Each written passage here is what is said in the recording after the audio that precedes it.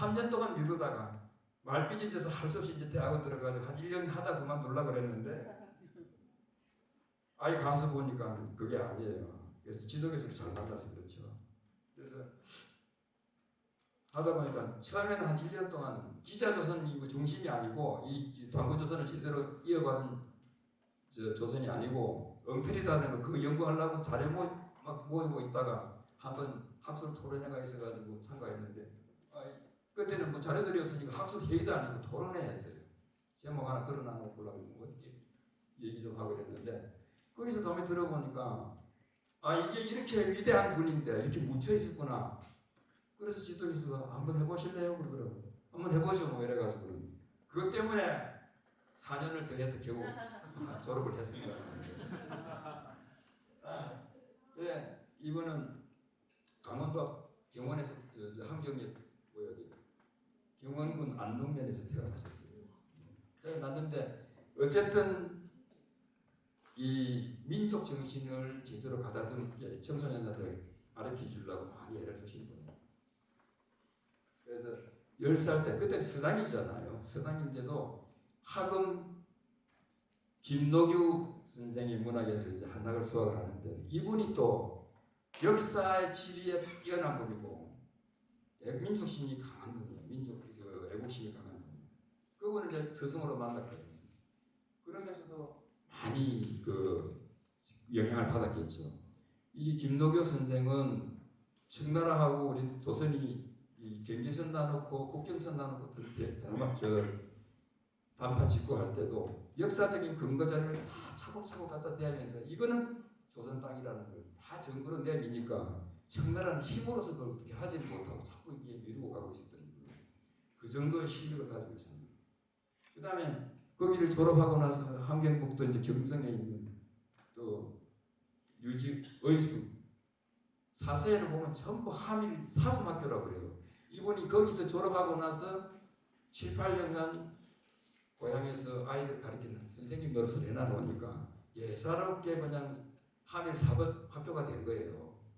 그때는 한일 사범학교도 아니고 의수 좀 큰 서당이죠. 큰 서당. 거기인데 거기에 또 이훈혁 선생이 또 이분이 또 민족심이 애국심이 강한 분이에요. 그래서 거기서 그런 영향을 많이 받으신 것 같아요. 그래서 1910년에 한일 병탄이 되니까 국내에서는 독립운동하기가 어렵지 않습니까? 그러니까 이제 식구가 막 반출해요. 아버지하고 부인하고 딸 둘 아들 하나 이래가지고 6식구가 두만강을 건너서 이주를 합니다. 그럼 이제 두만강 건너서 간도 땅에 가면은 여기 조선 땅에 있을 때보다 좀 자유롭고 그때 민족 지도자들이 많이 넘어갔죠. 그런데 이분이 군복을 입혀놨는데 일본인들이 서일 총재를 얼마나 눈에 가시처럼 생각했습니까? 이분의 행적은 완전히 없애버렸어요. 딱 증명사진 한 장만 남겨놨어요. 어떻게 그게 어디서 나왔는지 몰라도 그 한 장밖에 없어요. 심지어는 거쳐하던 방, 벽, 장판, 벽지까지 다 뜯어갔을 정도로 흔적을 남기잖아요. 그랬는데 이분이 대종교에 입교하면서 대종교에도 굉장한 지위에 올라가죠. 최고 지위까지 올라가는데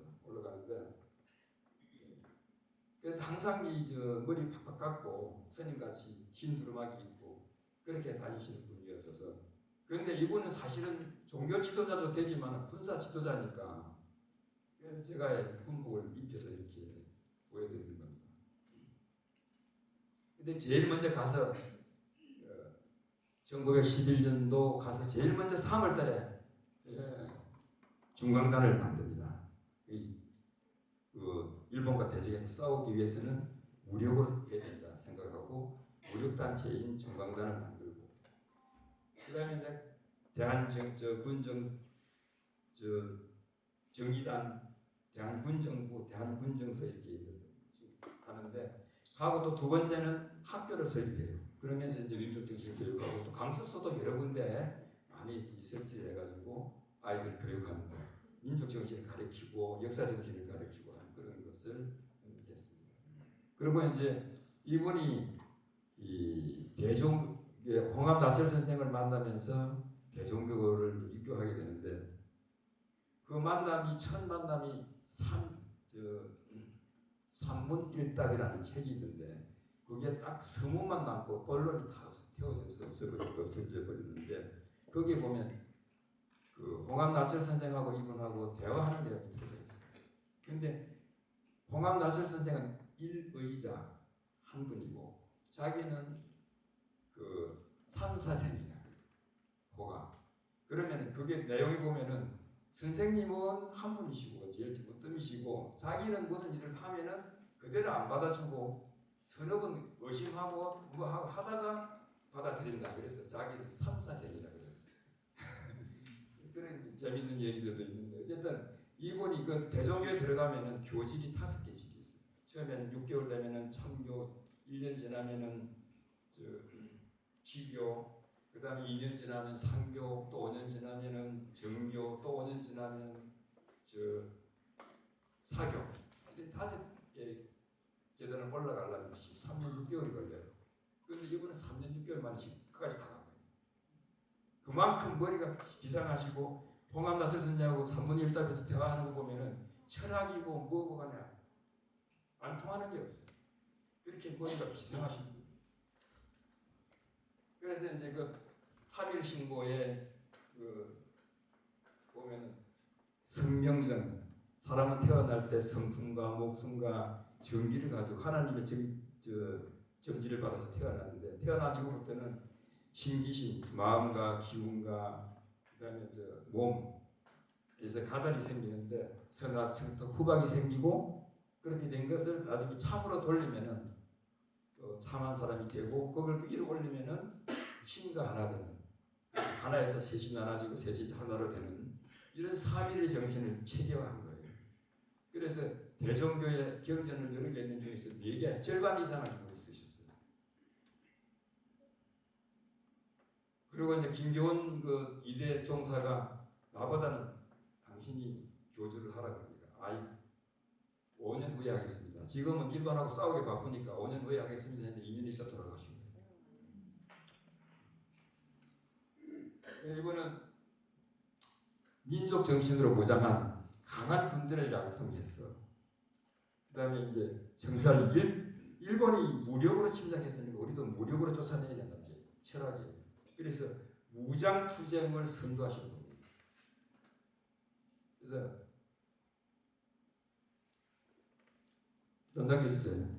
똑같은 얘기 또 나오는데 여기 이제 처음 이제 건너가 가지고 왕창현 덕원디에 지금은 다 허물어지고 없어지니까 땀막 남았는데 거기에 이제 터전을 잡으셨어요. 그래서 여기 왜 터전을 잡으셨는지 넘어가요. 여기는 역사적으로 우리 선조들이 활동하던 무대고 그 다음에 1860년대에 그 관리들이 가림축으로 백성들을 착취하고 갈취하고 못 살겠는 데다가 더더구나 이제 조선 북부 지역에 재해가 들어서 농작물이 다 망가지고 먹고 살기가 힘들잖아요. 그렇게 다 두만강을 건너가서 땅을 개척해서 거기서 농사 짓고 하느라고 많이 이주를 하게 됐어요. 그래서 거기에 1920년 청산리 전투가 일어날 그 시기만 29만 명, 그 다음에는 이제 32만 명까지 늘어나는 거죠. 그래서 그 간도 지역의 인구의 82%가 다 조선인이었던 거죠. 그렇게 그 자리에 가서 이제 독립운동을 하겠다 하신 거죠. 이게 이제 이쪽 빨간 옷 입은 이제 복귀대 교수. 진짜 우리나라 역사를 바로 세우기 위해서 혼자서 고군분투하고 있습니다. 서울대 출신 그 사학자들이 4건을 지금 소송 걸어가지고 소송이 끝이 나지도 않고 변호사 비용만 1억 가까이 쓰고 있습니다. 혼자 고군분투하고 있습니다. 그러면서 우리끼리 박물관을 만들어가지고요. 자기가 못하니까 저한테 맡겨놓고 있습니다. 그래서 제가 그걸 안 할 수가 없잖아요. 고양이한테 가기 생선하게 맡길 수는 없잖아요. 그래서 제가 어렵지만은 맡고 있습니다. 그리고 이쪽에 김동환 교수, 이분도 우리나라 그 사상 연구에 상당히 일가견이 있으신 분이고 경력이 있으시고, 작년 10월달에 보니까 대종교 역사 인물 1091명을 1092쪽 되는 큰 책을 편찬하셨더라고요. 대단하신 분. 이 두 분 때문에 제가 대학원을 졸업한 거예요. 그래서 두 분이 양쪽 성적으로 받쳐주시면서 해라 해가지고, 나이는 저보다 10몇 살씩 다 아래지만은 저는 학문적으로는 엄청 존경하는 분들입니다.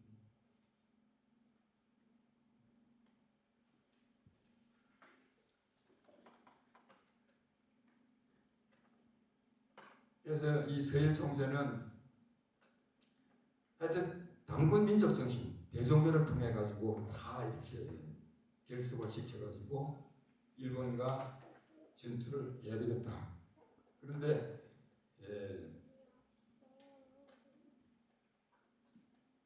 항상 자기가 거느리는 그 군대 병력은 일개 사단 이상은 안 보내야 된다. 그게 철학이었어요. 왜? 일본이 무력으로 했으니까 힘을 길러야 쫓아낼 수 있지 않습니까? 그리고 교육도 시켜가지고 민족정신 기르고, 그 다음에 또 이렇게 많이 알아야 실력이 배양이 돼야 반복도 할 수 있다는 거. 그것 때문에 교육을 많이 중점적으로 했고, 처음에 중간단을 만들었을 때도 무기가 없으니까 훈련도 그냥 몽둥이 가지고 해야 되고, 그러니까 우선 많은 동지자들을 모아야 되니까, 세력을 모아야 되니까 활용한 그저 백두산 가까이 있는 그 기슭에 있는 활용한 그쪽에 가서, 또 그쪽에 우리 동포들이 많으니까 포교 활동을 하는 거예요. 포교 활동하면서 하루에 몇 명씩 모아놓고 강연을 하고 다니면서 자꾸 세를 규합을 하는 거죠. 그러다가 이제 1919년도 3.1운동이 일어나지 않습니까? 그거는 맨주먹으로, 우리는 독립군이니까 일본 놈들이 무모한 짓 하는 것이니까 나무라면서 물러가라 했는데도 말 듣지 않잖아요. 그러니까 이게 빨리 일본과 전쟁을 해서 내쫓아야 되겠다는 생각이 마음이 급해지고, 그때부터 이제 대한 중강단을 갖다가 대한정의당으로 이름을 바꾸면서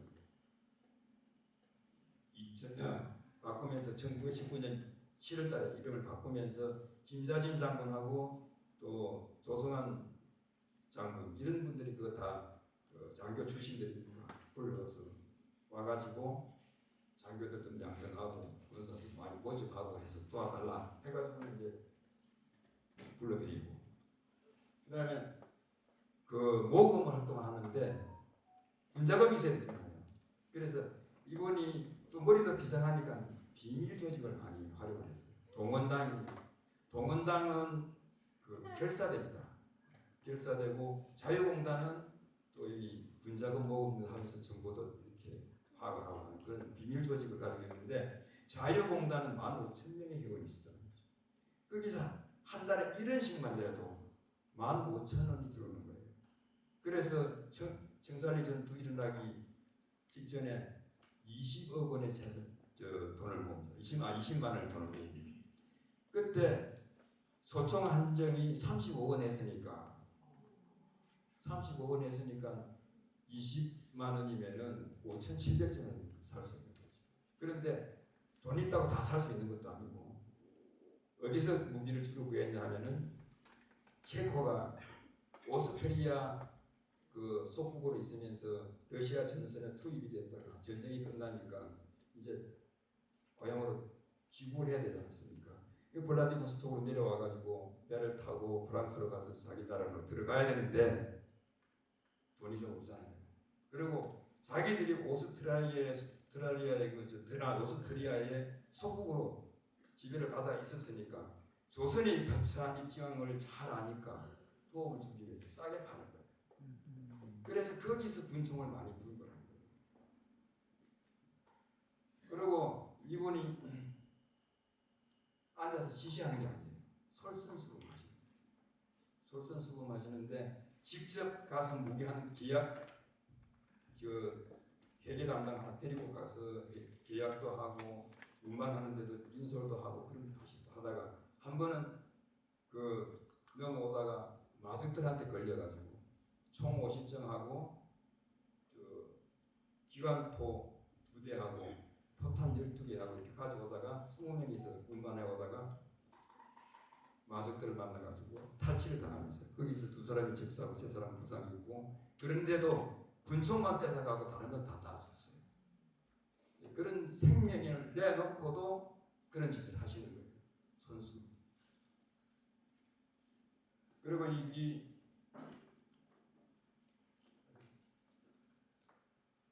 러시아 쪽에서 이렇게 무기를 모아서 이렇게 넘어오면 연해주 쪽으로 이렇게 중국 영역으로 들어오면 거기서 저렇게 갈래를 막 이렇게 숲속 옛날에 다 이렇게 숲으로 이루어져 있었기 때문에 다 그 피해가면서 한 사람이 총 2정, 3정씩 메고 적당한 거리 두면서 서로 연락만 할 수 있는 그런 간격을 두면서 이렇게 피해서 이렇게 다 운반해 오고 그렇게 한 거죠. 이쪽에 사관정선소 김자진 장군이 이제 소장을 하면서 장교들 첫해 298명을 졸업시키는 장면이에요. 그다음 이거는 부대원들 훈련시키는 거고 이때 이제 청산리 전투하기 전에 무기들이고 이게 어랑촌 전투에서 이제 쓰던 박격포하고 기관총입니다. 근데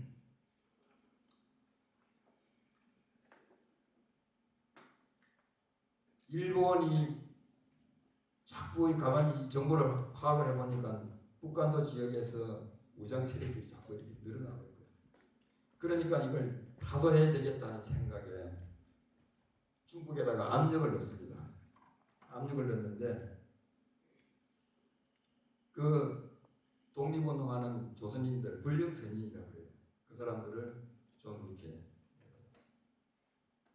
같이 협력해서 좀 쓸어내도록 하자. 그러니까 중국인이 가만히 생각해 보면은 이게 입술이 없으면 이가 실인데 이놈들이 다 중국도 이렇게 점령해 오잖아요. 그러니까 조선이 그걸 막아주고 있는데 그걸 왜 걷어치우고 자기들이 입술을 치워가지고 이가 실리게 하겠느냐. 그래서 말을 안 듣잖아요. 그러니까 일본이 점점 이제 압력을 가하게 되죠. 그러니까 이제 이 사람들이 결국은 그 세력에 못 이겨가지고 수용을 하면서 이제 독립군에게 미리 연락을 하는 거죠. 우리가 아무 날 토벌하고 갈 테니까 그 전에 부대를 이동시켜 주시오. 이렇게 연락을 하니까 빈자리 가서 이제 공격하는 거예요. 불태우고 뭐 이렇게 그런 식으로 협조를 해주는 겁니다. 그리고 기록을 보면은 진중일지 이런 걸 보면은 그 중국의 군인들이 이제 사전에 와서 이렇게 답사를 하러 오면은 소잡고 돼지 잡고 해가지고 아주 거창하게 이렇게 대접하는 그런 기록도 있어요. 그러면서 서로 유대를 가지고 이렇게 잘 했죠. 그게 이제 사관연성소 훈련장 거기 이제 답사가 찍은 사진이고 여긴 청산리 전투 일어나는 그 입구 여기서 한 3km 더 들어가면 대구전 그 지역이 나오고 요게 이제 그 천수평 지역의 전투 현장이고